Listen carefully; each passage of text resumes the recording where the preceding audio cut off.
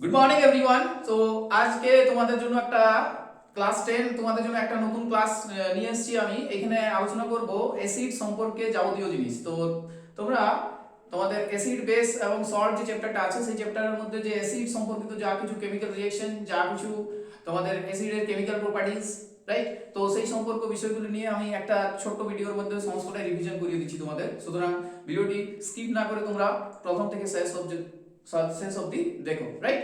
So start করি আমরা আমাদের অ্যাসিড থেকে। ওকে, সো সবাই হেডিং করে নাও নিজেদের খাতায় acid.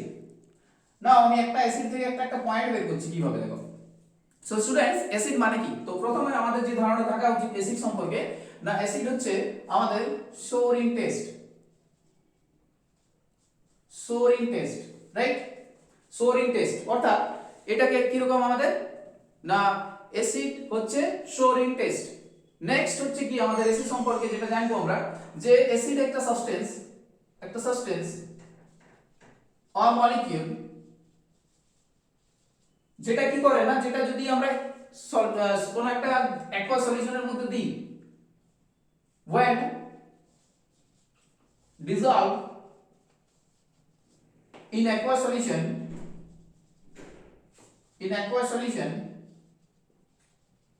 so gives H plus ions, right?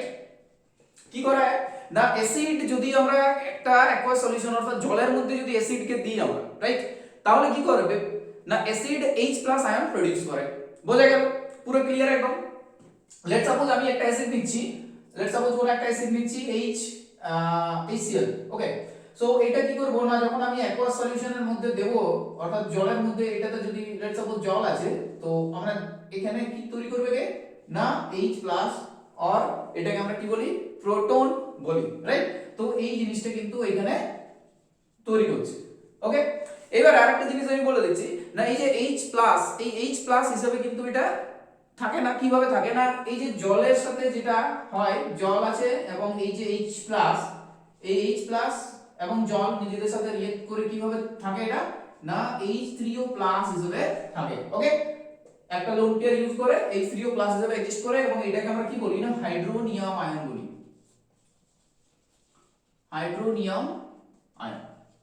বোঝা গেল? তাহলে দুটো পয়েন্ট আমি বললাম এখান থেকে, যে প্রথমে অ্যাসিড হচ্ছে কি না সোরিং টেস্ট হয়। ওকে, নেক্সট কি বললাম, যে একটা সাবস্টেন্স যেটা জলের মধ্যে ডিসলভ করলে H+ আয়ন দেয়, রাইট।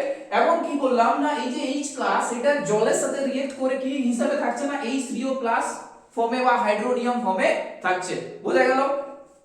এইভাবে আমরা আমাদের নেক্সট কনসেপ্টে আসি। আর কি বলা যেতে পারে অ্যাসিড সম্পর্কে, না অ্যাসিড আমাদের কি করে না, অ্যাসিড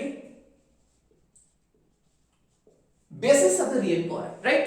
অ্যাসিড কি করে, বেসের সাথে রিঅ্যাক্ট করে এবং কি তৈরি করে, salt and hydrogen gas. Okay, now কিভাবে, salt and water, acid plus base কি তৈরি করবে আমাদের, সল্ট প্লাস ওয়াটার। এক্সাম্পল নিয়ে একটা, তাহলে বোঝা যাবে ভালো করে, রাইট। তো অ্যাসিড আমি লেটস সাপোজ আমি নিলাম HCl, বেস নিলাম let's suppose sodium hydroxide. Now students, কিভাবে আমরা এই রিঅ্যাকশনটা করি না, এই যে এখান থেকে তোমরা দেখতে পাচ্ছ, এটা যদি আমি এইভাবে H+Cl- হিসাবে ভেঙে দিই, আর এটাকে যদি এইভাবে স্প্লিট করি Na+OH- হিসাবে, তাহলে কি হবে না, এই যে H+ আর এই যে OH-, এই যে H+ এবং OH- কি করবে না, একে অপরের সাথে রিঅ্যাক্ট করে এন্ড ডেফিনেটলি এখানে কি তৈরি করবে আমাদের H2O, রাইট। এবং এই যে এনায়ন আর ক্যাটায়ন, এই যে এনায়ন আর ক্যাটায়ন, এই যে আমরা দেখতে পাচ্ছি এখানে Cl- আর Na+, ওকে। তো এই যে Cl- এটা আমাদের এখানে কি না, এটা অ্যাসিড রেডিক্যাল আর এটা বেসিক রেডিক্যাল, দুজন একসাথে রিঅ্যাক্ট করার পরে কি তৈরি করছে স্টুডেন্টস, না NaCl। তো এই যে NaCl সেটাকে আমরা কি বললাম, salt, and this is water. So acid react with base to form salt and water. I hope you guys have understood. So next আমরা যাব কি না, অ্যাসিডের আরেকটা কি জিনিস না ইম্পর্টেন্ট হচ্ছে এটা টেস্টটা, না অ্যাসিডের আমরা কিভাবে টেস্ট করি।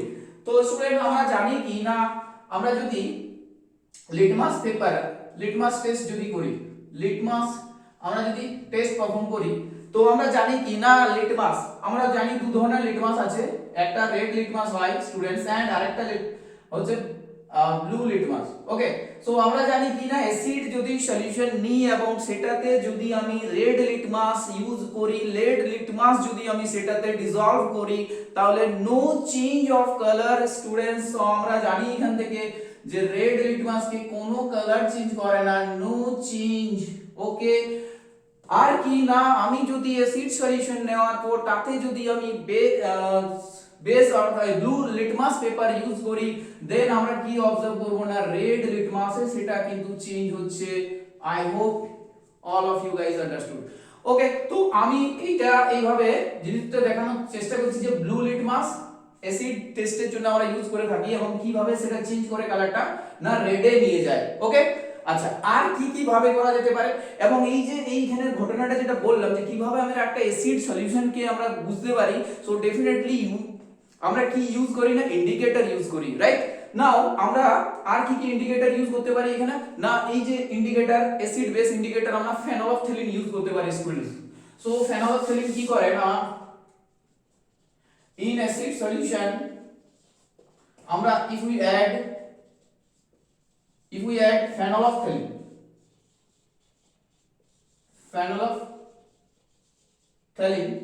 সো কি অবজার্ভ করব আমরা কি অবজার্ভ করব না আমরা অবজার্ভ করব যে নো চেঞ্জ আই মিন এটা কালারলেস থাকে, it become colorless. Okay, it become colorless in acidic solution, it become colorless in acidic solution. I hope বোঝা যাচ্ছে ব্যাপারটা। তাহলে ব্লু লিটমাস রেড যদি হয় ডেফিনেটলি অ্যাসিড সলিউশন। যদি ফেনলফথেলিন আমরা ইউজ করি অ্যাজ এ ইন্ডিকেটর হিসাবে তাহলে ফেনলফথেলিনের কিন্তু কোনো কালার ওরা চেঞ্জ করছে না, আই মিন কালারলেস থাকে। নেক্সট আরেকটা কি আছে না আরেকটা ইন্ডিকেটর আমি এখানে ইউজ করব সেটা হচ্ছে মিথাইল অরেঞ্জ।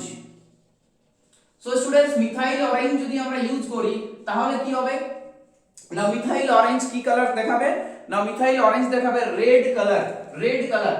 তাহলে আমরা কি বুঝবো না আমাদের সলিউশনটা কি আমাদের সলিউশনটা হচ্ছে অ্যাসিডিক সলিউশন, রাইট? বোঝা গেল? আচ্ছা এরপরে কি আছে ইম্পর্টেন্ট জিনিস দেখে নিই আমরা। এরপরে আমরা পড়বো আচ্ছা আরেকটা জিনিস এখানে বলে দিচ্ছি আমি যে ইন্ডিকেটর যেগুলো আমরা ইউজ করি লেটস সাপোজ কিছু ইন্ডিকেটর আছে যেগুলো কিন্তু কালার এইভাবে দেখায়। ওকে, নাও যদি আমাদেরকে বলে যে কালার যদি অবজার্ভ না করে আমাদেরকে আরেকটা ভাবে দেখাও যে কিভাবে বোঝা যায়, মানে কালারটা ইম্পর্টেন্ট নয়, আমরা বোঝাতে চাইছি যে স্মেলের সাহায্যে কি বোঝা যায় এদেরকে। তো ডেফিনেটলি বোঝা যায়, স্মেলের সাহায্যেও বোঝা যায়। আমি যদি এখানে ভ্যানিলা ক্লোভ অয়েল ইউজ করি, ক্লোভ অয়েল এন্ড আমি যদি অনিয়ন পেঁয়াজ যদি ইউজ করি তো ডেফিনেটলি আমরা এই ধরনের সাবস্টেন্স গুলোকে ইউজ করতে পারি অ্যাজ এ ইন্ডিকেটর হিসাবে, as a acid base indicator হিসাবে। ওকে, তো দেখেছি আমরা যে পেঁয়াজের যে স্মেলটা সেই পেঁয়াজের স্মেলটা বেসিক সলিউশনে চলে যায় কিন্তু অ্যাসিডিক সলিউশনে অ্যাজ ইট ইজ থাকে। তো ডেফিনেটলি এই ধরনের ইন্ডিকেটর গুলোকে যদি আমরা দেখি তো এইদেরকে বলা হয় olfactory indicator, olfactory indicator. Yes, যেখানে odour by smell as a function হিসেবে কাজ করে। সো ডেফিনেটলি আমরা অল ফ্যাক্টরি ইন্ডিকেটর যদি एग्जांपल হয় তো আমরা ক্লোভ অয়েল বলবো, আমরা অনিয়ন বলবো, রাইট? সো নেক্সট আমরা চলে আসি আমাদের চলে আসি এখানে যে অ্যাসিড আর কি কি না অ্যাসিড ডেফিনেটলি অ্যাসিড হয় কোরোসিভ ইন নেচার। ইয়েস, অ্যাসিড কি হয় না কোরোসিভ ইন নেচার, এই পয়েন্টটা আমাদের ইম্পর্টেন্ট। আর কি না অ্যাসিড আমি দেখলাম যে কিভাবে মেটালের সাথে রিঅ্যাক্ট করে সেটা আমরা দেখিনি। সো অ্যাসিড কি করে না acid reacts with metal to form salt and hydrogen gas. Very very important students, very very important. কিভাবে বুঝছি আমরা জিনিসটা না অ্যাসিড জাস্ট ওয়েট অ্যাসিড আমি একটা অ্যাসিড নিই, লেটস সাপোজ আমার কাছে অ্যাসিড আছে HCl, ওকে, আর H2 সাপোজ যে কোনো একটা নিই। তো HCl যদি অ্যাসিড নিই আমি প্লাস আমি নিচ্ছি আমাদের মেটাল একটা যে কোনো জিঙ্ক। সো স্টুডেন্টস কি হবে এখানে না আমরা জানি কি না তৈরি হবে ZnCl2 plus hydrogen gas. So এই হাইড্রোজেন গ্যাসটা আমাদের এখানে তৈরি হচ্ছে। ওকে, আচ্ছা আর কি ইম্পর্টেন্ট আমাদের সেই সম্পর্কে, না আমি যদি শুধু মেটাল নিলাম ঠিক আছে, আমি যদি মেটাল অক্সাইড নিই, okay so metal oxide students কি, metal oxide also basic in nature, okay so metal oxide যদি আমি নিই এখানে, লেটস সাপোজ আমি নিলাম magnesium oxide, so it is metal oxide and definitely এটা কিভাবে তৈরি হয়, না আমি যদি মেটালকে অক্সিডাইজ করি, আমি যদি মেটালকে অক্সিজেনের প্রেজেন্সে বার্ন করি তো ডেফিনেটলি কি তৈরি হয়, সেটা তৈরি হচ্ছে আমাদের এটা, ওকে Mg হাফ2 হিট করছি MgO তৈরি হচ্ছে এন্ড এটা কি হয়, না এটা হয় আমাদের basic in nature, basic in nature, okay বোঝা গেল।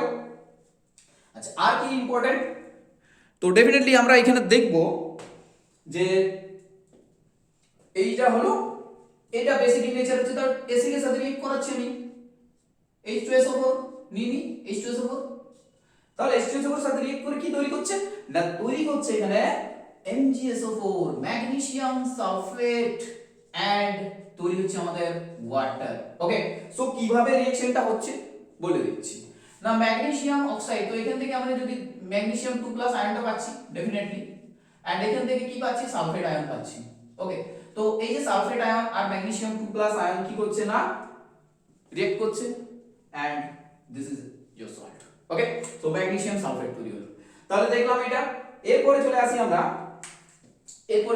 আমরা এই জিনিসগুলো খুব ইম্পর্টেন্ট কিন্তু, যে মেটাল অক্সাইডের সাথে কিভাবে অ্যাসিড রিঅ্যাক্ট করে, শুধু মেটালের সাথে কিভাবে রিঅ্যাক্ট করে, অ্যাসিডের আর কি কি জিনিস আমাদেরকে জানতে হয় এখানে, অ্যাসিড H+ আয়ন দিচ্ছে সলিউশনের মধ্যে গিয়ে অ্যাকুয়াস সলিউশনে, ওকে সো আমরা এবারে দেখব কি না কার্বনেট, রাইট মেটাল কার্বনেট হয়, ওকে সো কার্বনেট কি গো, কার্বনেট কি, carbonate is a CO3 2-, okay is a acid radical, definitely এটা কোথা থেকে আসছে, না লেটস সাপোজ H2CO3 থেকে আসতে পারে, সো কার্বনেট আয়নের সাথে যদি আমরা metal by positive metal ion নিই, লেটস সাপোজ আমার কাছে আছে ক্যালসিয়াম কার্বনেট, ওকে CaCO3, সো এই যে মেটাল কার্বনেট, এই মেটাল কার্বনেটের সাথে যদি আমরা অ্যাসিড কে দিই, ওকে আমরা যদি অ্যাসিড কে দিই, লেটস সাপোজ HCl নিলাম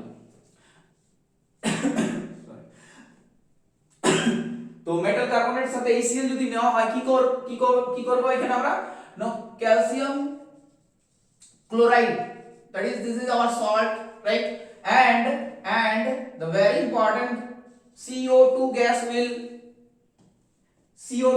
will form here, okay CO2 gas এখান থেকে তৈরি হচ্ছে, আর কি তৈরি হচ্ছে না H2O, very very important, metal carbonate react with acid to form metal salt, carbon dioxide and water, very very important, okay so next আমরা চলে আসি, না একটা কোশ্চেন আছে অ্যাসিড পিওর ওয়াটার যেটা হয় সেটাতে যদি একটু H+ অ্যাড করে দেওয়া হয়, একটু যদি অ্যাসিড অ্যাড করে দেওয়া হয় তাহলে ওটা ইলেক্ট্রোলাইটিক সলিউশন হিসেবে কাজ করে না, তার মানেটা কি, না অ্যাসিডের যে সলিউশনটা হয় সেই সলিউশনটা কন্ডাক্টিভিটি দেখায় টুয়ার্ডস দ্য ইলেকট্রিক্যাল কন্ডাক্টিভিটি, যদি দেখি আমরা এইভাবে, না অ্যাসিড সলিউশন shows electrical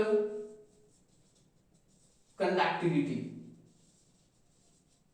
কেন হয়, না আমরা দেখেছি যে সলিউশনের মধ্যে একটা সলিউশন কখন এবং কেন ইলেকট্রিক্যাল কন্ডাক্টিভিটি দেখাবে, তার কারণ হচ্ছে due to the presence of ions, and as we know that acids furnaces to give H+ ions and corresponding anions, so definitely ions কিন্তু প্রেজেন্ট থাকছে and ওই ions গুলো প্রেজেন্ট থাকার জন্যই এরা কি না এদের সলিউশনটা কন্ডাক্টিভিটি দেখাচ্ছে, রাইট কন্ডাক্টিভিটি দেখাচ্ছে, সো এটা কি না due to presence of ions, okay due to presence of ions, so এটা আমরা বুঝে গেলাম। নেক্সট আর কি কি পয়েন্ট বাকি থাকছে, মনে করো কি কি পয়েন্ট বাকি থাকছে, না নেক্সট পয়েন্ট আমি চলে আসি, আর কি কি পয়েন্ট বাকি থাকছে, তাহলে এটা কন্ডাক্টিভিটি দেখাচ্ছে সলিউশনটা, ওকে এবারে আর কি পয়েন্ট বাকি থাকছে, না মেটাল অক্সাইড দেখে নিলাম আমরা না। এবারে আমরা দেখব কি কোন কি জিনিসের উপর কি অ্যাসিড থাকে, আই মিন কোন সাবস্টেন্সের উপর বা কোনটার উপর কি অ্যাসিড প্রেজেন্ট থাকে। অনেকবার তোমাদের এই ধরনের কোশ্চেন আসে, বললো যে টমেটো কি থাকে, বললো যে অ্যাপেল কি থাকে, বললো যে টেমারিন্ড কি থাকে, বললো যে কার্ড কি থাকে, বললো যে amino acid I mean protein কি থাকে। এই যে ধরনের সাইট্রিক ফ্রুট যেগুলো থাকে সেগুলোতে কি থাকে। তো ডেফিনেটলি আমরা ওয়ান বাই ওয়ান আমি লিখছি, তোমরা কিন্তু খুব ভালো করে শুনো আমার কথা। কি বলছি আমি না, প্রথমে আমি লিখছি oxalic acid. Oxalic acid, so students oxalic অ্যাসিডে কি থাকে না, oxalic I mean oxalic acid কোথায় থাকে না, ডেফিনেটলি অক্সালিক অ্যাসিড কোথায় থাকে না, আমাদের থাকে টমেটোতে, টমেটো। ওকে, নেক্সট কি না, আমরা যদি দেখি না আমাদের ইমলি, ইমলি অর্থাৎ টেমারিন্ড, টেমারিন্ড, টেমারিন্ড, টেমারিন্ডে কি থাকে না, টেমারিন্ডে থাকে আমাদের টার্টারিক অ্যাসিড, টার্টারিক অ্যাসিড। ওকে ওকে, নেক্সট কি, নেক্সট হচ্ছে আমাদের যদি অ্যাপেলে দেখি, অ্যাপেল, তো অ্যাপেলে থাকে malic acid, malic acid.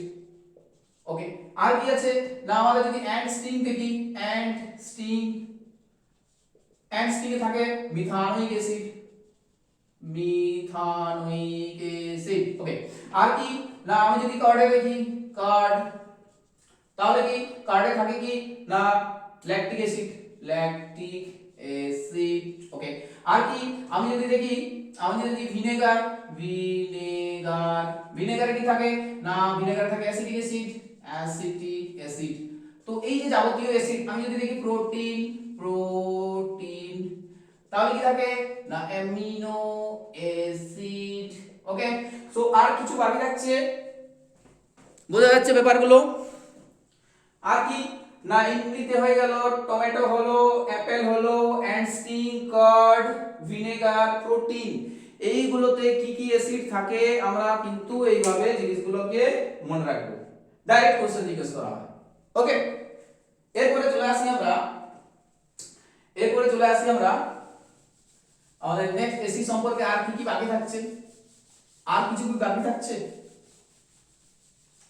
Activity গুলো কিন্তু খুব ইম্পর্টেন্ট তোমাদের, তো সেই জিনিসগুলো খুব ভালো করে পড়ো, অ্যাক্টিভিটি গুলো। ওকে, আরেকটা জিনিস হচ্ছে কি না, এই ডাইলিউশনের ব্যাপারটাতে আসি আমি একটু, কোশ্চেন হয় এখান থেকে যে অ্যাসিড কে কিভাবে ডাইলিউট করা হয়, অর্থাৎ যে অ্যাসিড গুলো সম্পর্কে আমরা বলছি তারা কিন্তু কনসেন্ট্রেটেড হয়, H2SO4, HNO3, রাইট, তারা অনেক কনসেন্ট্রেটেড হয় এবং অনেক সময় আমরা সলিউশন তৈরি করতে হয় কারণ ডাইরেক্ট কনসেন্ট্রেটেড অ্যাসিড আমরা ইউজ করি না।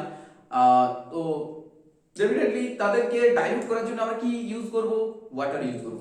নাও মাই কোশ্চেন ইজ দ্যাট কি আমি অ্যাসিডে জল ঢালবো না জলে অ্যাসিড ঢালবো, কনফিউশন, কি করব আমি ক্লিয়ার করে দিচ্ছি কিভাবে করব না। লেটস সাপোজ তোমার কাছে আছে concentrated, concentrated H2SO4, yes the king of chemicals, H2SO4 concentrated। এবারে আমি কি করব, এটাকে ডাইলুট করব। নাও লেটস সাপোজ তোমাদের এইটাতে আছে জল, okay, this is our water, and একটা বোতলে আমাদের কি আছে না, এখানে লেখা আছে concentrated H2SO4, this is concentrated H2SO4. now the right process কি, right processটা কি না, আমি drop by drop acid add করব, রাইট, এন্ড একটা স্টারার থাকবে যেটাতে আমি কন্টিনিউয়াসলি স্টারটাকে চেক করব। এভাবে কেন করছি ওটা, তাহলে এইভাবে আমরা কি করছি না ডাইলিউশন করছি, রাইট, এইভাবে যে প্রসেসটা এটা বললাম ডাইলিউশন। সো এই ডাইলিউশন প্রসেস এটা না একটা exothermic reaction, that is heat is released in the system. Okay, so dilution process is exothermic, exothermic মানে কি না হিট রিলিজ করে,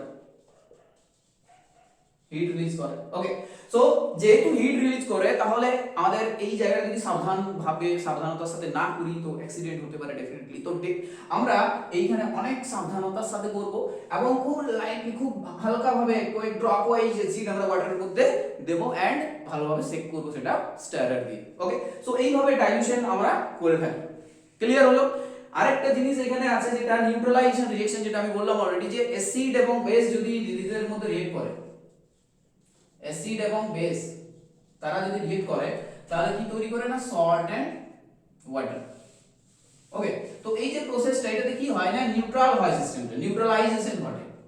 তো এই প্রসেসটাকে আমরা বলি নিউট্রালাইজেশন। ওকে, তাহলে কমপ্লিট অ্যাসিড কি হলো না, অ্যাসিড হলো কমপ্লিট। তোমাদের ক্লাস 10 এ যতটা লাগবে অ্যাসিড কমপ্লিট। এইবারে আমরা বেস পড়ব, ঠিক আছে? নেক্সট ভিডিওতে আমি বেস নিয়ে আসছি, তারপর আমরা সল্ট পড়ব, তারপরে কিছু ইম্পর্টেন্ট কেমিক্যালস আছে, plaster of Paris, gypsum, sodium carbonate, .10H2O, ঠিক আছে? দেন ব্লিচিং পাউডার। সো এই যে তাদের ইউজ কি, কিভাবে তৈরি হয়, বেকিং পাউডার না বেকিং সোডা, এই যে ব্যাপারগুলো সমস্ত কিছুই আমাদের নেক্সট আমি ক্লাসে নিয়ে আসছি, ঠিক আছে? তোমরা ভালোভাবে ভিডিওগুলো দেখো, বন্ধুদের সাথে শেয়ার করো এবং আমাদের চ্যানেলটিকে সাবস্ক্রাইব করো। ওকে, সো স্টুডেন্ট 5 খুব ভালো করে মন দিয়ে পড়াশোনা করো। ওকে, বাই।